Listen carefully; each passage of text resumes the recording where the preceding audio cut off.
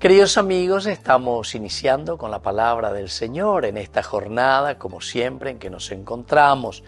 Tenemos la profecía de Amós, el capítulo 8, versículos 4 al 7. Escuchen esto ustedes, los que pisotean al indigente para hacer desaparecer a los pobres del país. Ustedes dicen, ¿cuándo pasará el novilunio para que podamos vender el trigo y el sábado para dar salida al trigo?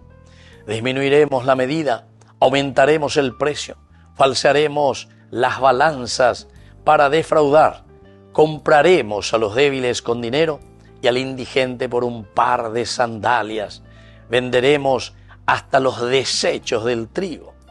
El Señor lo ha jurado por el orgullo de Jacob, jamás olvidaré ninguna de sus acciones. Queridos amigos, hoy la palabra de Dios sobre todo nos invita con el profeta Amós a tener en cuenta nuestras actitudes para con las personas. Aní que entonces la ñeñemon baretete y alleva, así como aquí nos está mostrando la palabra de Dios.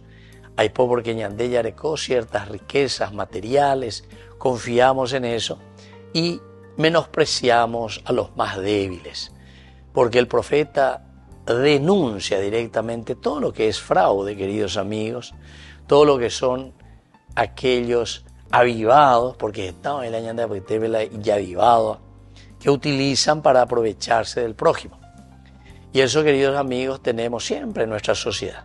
Aní que no hay coteña de geopis, porque estaba y entonces la oye por acá, ven boriajure, oye por acá, ¿verdad?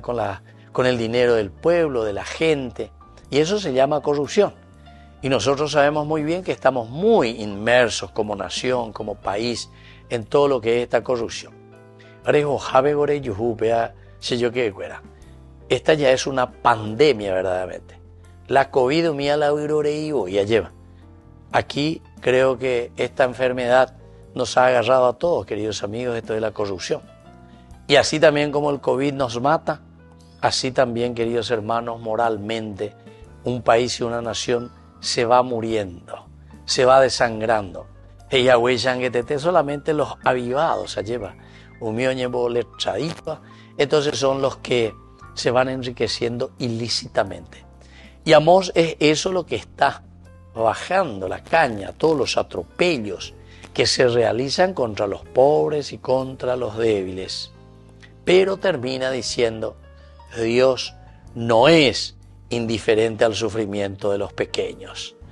Por eso también, queridos hermanos, tenemos que pedir esa verdadera conversión para ayudarnos a mejorar y para que exista una verdadera conversión en nuestra nación.